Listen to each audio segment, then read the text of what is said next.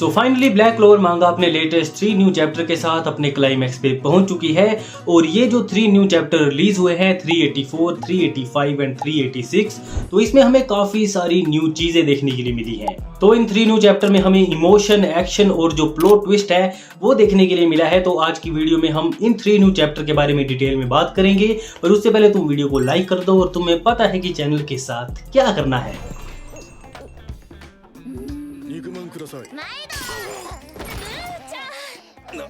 तो हर बार की तरह हमें ब्लैक क्लोवर के ऑथर युकी तबाता की तरफ से एक ब्यूटीफुल स्प्रेड कलर पेज देखने के लिए मिला, जो कि काफी ज्यादा बढ़िया था। और अगर तुम्हें इसमें कुछ जूम करके देखना है तो वीडियो पॉज करके देख लेना, पर ये वाला पैनल काफी ज्यादा ब्यूटीफुल था। तो चैप्टर 384 की शुरुआत में हमें दिखाया जाता है कि जो आस्था है उसने जो लूसियस के एंजल हैं उन्हें काट दिया है, और जो लियो है वो भी उसकी मदद कर रहा है। और तभी जो आस्था है वो लियो, लैंग्रेस और जो फिनरर है उसको थैंक्स बोलता है, और फाइनली लियो और आस्था एक दूसरे के साथ मिल चुके हैं। तो इसके बाद नेक्स्ट सीन में हमें आस्था और लीबे दोनों दिखाए जाते हैं, और जो लीबे है वो बहुत ज्यादा दुखी है, क्योंकि पिछली बार जो लूसियस है उसने उसकी जो मोम है लिचिता उसका एक शेड की तरह यूज किया था।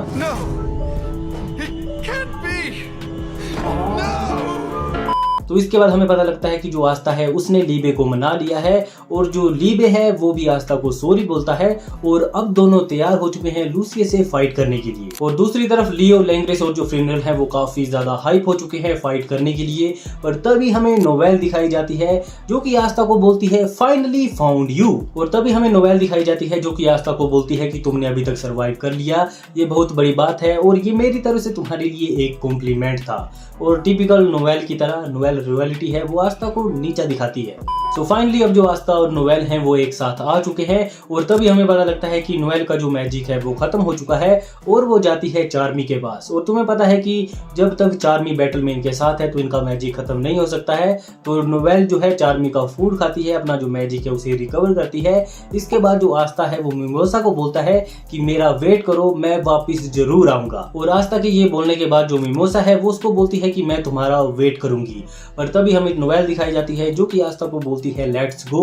और तभी जो आस्था है वो अपना एंटी मैजिक शेयर करता है नोवेल के साथ, और हमें नोवेल की न्यू फॉर्म देखने के लिए मिलती है जिसका की नाम है वेल्करी आर्मर ब्लैक ड्रैगन फॉर्म।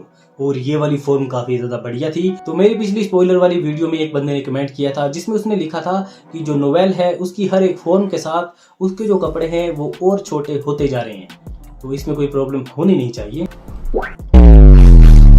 तो जैसे ही हमें नोवेल की ये न्यू एंटी मैजिक वाली फॉर्म देखने के लिए मिलती है, तो इसके बाद जो लूसियस के आर्क एंजल हैं वो इनके ऊपर अटैक करते हैं। पर जो नोवेल है वो आस्था को बोलती है कि तुम लूसियस से फाइट करने के लिए आगे जाओ, मैं इनको संभालती हूँ। तो अब नोवेल के पास न्यू फॉर्म है, तो वो तो इन आर्क एंजल को बहुत ही आसानी से डिफीट कर देगी। और तभी हमारा जो सीन है वो शिफ्ट हो जाता है हीनो किंगडम के ऊपर, और हमें पता लगता है कि जो लूसियस है उसने जो हीथ पैलिडन था उसकी बॉडी के ऊपर कंट्रोल ले लिया है, और उसने लगभग जो हीनो किंगडम है उसको डिस्ट्रॉय कर दिया है। और उसने जो रियू है उसको गले से पकड़ रखा है, और वो उसे बोलता है कि मेरी जो मुलाकात थी वो फाइनली तुमसे हो ही गई।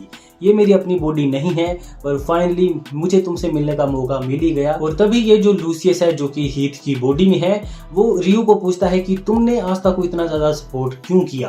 और तभी हमें रियो का फ्लैशबैक देखने के लिए मिलता है, और हमें पता लगता है कि रियो ने जब अपनी स्पेशल आई जिसका की नाम तेंगित्सु है उसके लिए अपना जो मैजिक था उसे सेक्रीफाइस किया। तो उसके बाद उसने जो अपनी सारी होप्स थी वो खो दी थी, उसका जो सपना था, उसके जो ड्रीम्स थे उसने सारे छोड़ दिए थे।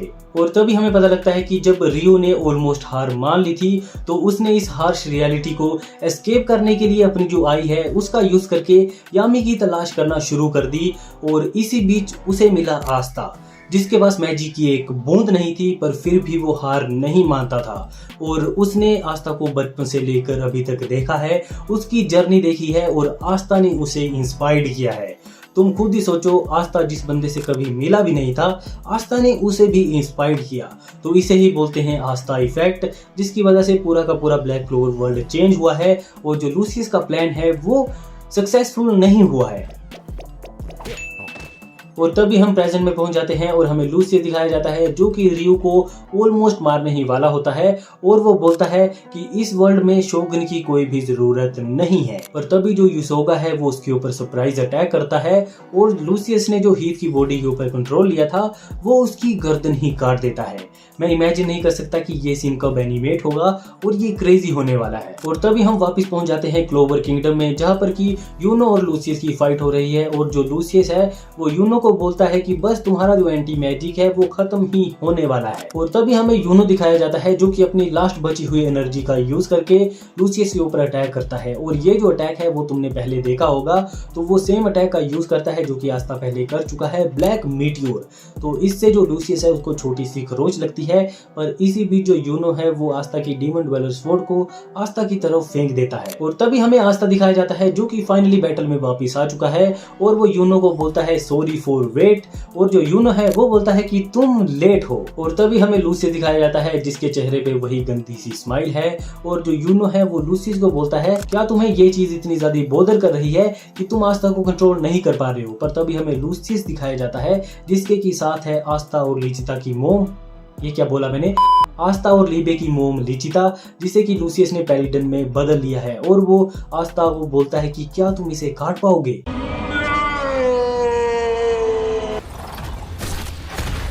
और तभी आस्था बोलता है इट्स फाइन राइट लीबे, और जो लीबे है वो बोलता है राइट, लिचिता के साथ मैंने प्रॉमिस किया था कि जो उसके लिए सबसे ज्यादा इंपॉर्टेंट चीज है मैं उसे प्रोटेक्ट करूंगा, और वो आस्था भी था। तो जो लीबे है वो फाइनली अपना रिजोल्व इकट्ठा करता है और आस्था और जो लीबे हैं वो मिलकर अपनी मोम को डिफीट कर देते हैं एक ही स्लैश में। और इसके बाद हमें पता लगता है कि यूनो ने अपने स्टार मैजिक का यूज करके आस्था को सीधे लिचिता के पास ट्रांसपोर्ट कर दिया था और उसके बाद उसने एक ही स्लैश में लिचिता को RIP कर दिया। पर फाइनल बार जो लिचिता है वो आस्था के शोल्डर पर अपना सर रखती है और ये वाला सीन जब एनीमे में एनिमेट होगा तो ये काफी ज्यादा इमोशनल होने वाला है। चाहते तो युकी तबाता इस सीन को थोड़ा लंबा भी रख सकते थे पर उन्होंने छोटा रखा और इम्पैक्टफुल रखा। तो आस्था की जो मोम है लिचिता, उसकी बस बॉडी थी तो उन्होंने ज़्यादा इसे नहीं रखा क्योंकि जो रियल सोल है वो तो इस वर्ल्ड से जा चुकी है। तो गाइस, तो मैं फ्यूचर से हूँ और यहाँ से मेरे से थोड़ी सी गलती हुई है। तो जो यूनो है उसने आस्था को लिचिता के पास ट्रांसपोर्ट नहीं किया था, उसने जो लिचिता की बॉडी थी उसको आस्था के पास ट्रांसपोर्ट किया था ताकि वो फाइनल बार अपनी मोम के गले लग सके। और इसी रीज़न की वजह से जो आस्था है वो यूनो को थैंक्स भी बोलता है। पर अभी भी जो लूसियस है उसके चेहरे पे वही गंदी सी स्माइल है और जो आस्था है वो काफ़ी ज़्यादा गुस्से में है और वो लूसियस को बोलता है this is the final battle.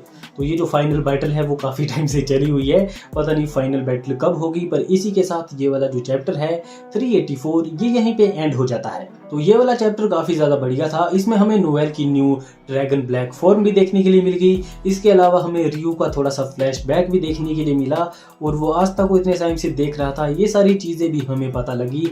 इसके अलावा हमें यूनो और आस्था की थोड़ी सी फाइट देखने के लिए मिली लूसियस के साथ और इन दी एंड फाइनली जो आस्था और जो लीबे हैं उन्होंने अपनी मोम को RIP कर दिया। तो जो चैप्टर 385 है उसका नाम है फूलिश गैम्बलर। तो इस वाले चैप्टर में काफी बड़ा गैम्बल होने वाला है। तो इस चैप्टर की शुरुआत में ही हमें काफी क्रेजी फाइट देखने के लिए मिलती है आस्था यूनो वर्सेस लूसियस के बीच में, और जो लूसियस है वो अपने बोन मैजिक का यूज कर रहा है इन दोनों के ऊपर। और ये वाली जो फाइट है वो काफी बड़ी एपिक थी और ये वाली फाइट हो रही है जो क्लोवर किंगडम का कैसल है उसके अंदर। और फाइनली युकी तबाता ने काफी बढ़िया काम किया है इसे ड्रॉ करने के लिए और मैं वेट नहीं कर सकता कि कब ये फाइट एनिमेट होगी क्योंकि इसमें काफी बड़े बड़े फाइट सीक्वेंस होने वाले हैं। तुम खुद इनको चेकआउट करो कितने क्रेजी हैं ये। और तभी हमें काफी क्रेजी पैनल देखने के लिए मिलता है और पर्सनली ये मुझे काफी ज्यादा बढ़िया लगा। पर हो सकता है इसके बाद ये जो डायलॉग होंगे वो एनिमे में नरेटर बोलेगा। तो आस्था और जो यूनो है वो दोनों इतने सिंक में फाइट कर रहे हैं कि जो ऑथर है वो बोलता है these rivals are making each other level up, they are going even faster, even deeper, they are getting even stronger. तो इस फाइट के दौरान जो यूनो और आस्था हैं वो हर एक मोमेंट के साथ स्ट्रोंग होते जा रहे हैं और यही जो राइवलरी है वो मुझे अच्छी लगती है ब्लैक क्लोवर की। और तभी हमारा जो बैटल का पर्सपेक्टिव है वो चेंज हो जाता है और हमें एडमलिक दिखाया जाता है जो कि हर बार की तरह बस चीज़ों को देख रहा है। पर तभी हमें जो मेरिलियोना है वो दिखाई जाती है जो कि फाइट कर रही है एसियर से, और जो पैत्री है वो फाइट कर रहा है इन एंजल से, और जो डायमंड किंगडम वाले हैं वो फाइट कर रहे हैं मोरस से। पर तभी ये जो एडमलिक है उसकी हमें छोटी सी स्माइल देखने के लिए मिलती है और लग रहा है कि ये कुछ बहुत क्रेजी चीज करने वाला है। क्या बात कर रहे हैं? और तभी हमें मॉर्गन, यामी, नेक्ट और जो इचिका की फाइट है वो दिखाई जाती है। और ये जो मॉर्गन है वो इतना ज़्यादा स्ट्रॉन्ग हो चुका है कि इनके ऊपर काफ़ी ज़्यादा भारी पड़ रहा है। इनको मौका भी नहीं मिल रहा है इसके ऊपर अटैक करने का। तुम खुद इस पैनल को चेकआउट करो, इतनी सारी लाइट बीम्स आ रही हैं इनकी तरफ, ये क्या ही करेंगे। और जो यामी है वो बोलता भी है कि अगर ये ऐसा ही चलता रहा हम मॉर्गन के पास भी नहीं जा पाएंगे। और तभी हमें एडमलिक दिखाया जाता है जो कि नेक्ट, यामी और इचिका के पास आता है। और नेक्ट ये देख के काफ़ी ज़्यादा हैरान हो जाता है, उसे लगता है कि ये इनके ऊपर अटैक करने वाला है। पर तभी ये जो एडमलिक है वो बोलता है, हे यू डार्क मैजिक यूजर, क्या मैं तुम्हारी मदद करूं? और ये सुनकर यामी, नेक्ट और सभी हैरान हो जाते हैं कि ये हमारी मदद क्यों करना चाहता है। और यामी जो है इससे क्वेश्चन भी पूछता है कि तुम मेरी मदद क्यों करना चाहते हो इस फाइट में। और तभी एडमलिक यामी को बोलता है, maybe because human are more interesting. तो ये तो सारा सीन ही शिफ्ट हो गया।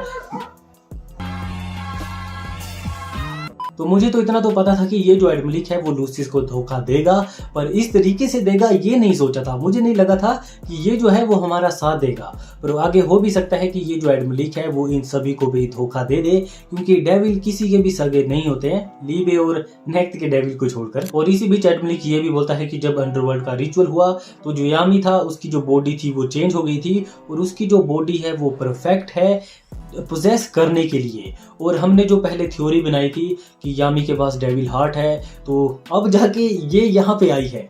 मुझे नहीं लगा था कि इस तरीके से आएगी, पर अच्छा है यामी के पास भी अब एक डेविल है। अब पता नहीं ये इनका साथ कब तक देगा।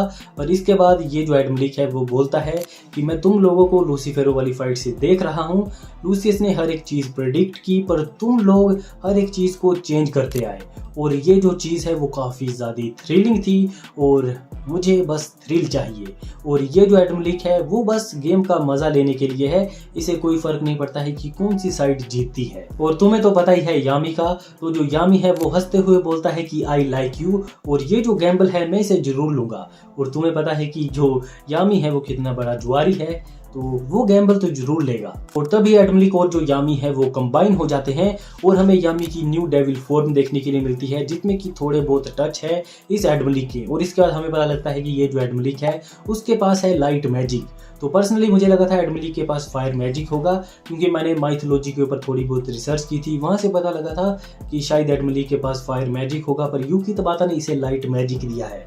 तो अब यामी के पास लाइट और डार्क मैजिक आ चुका है।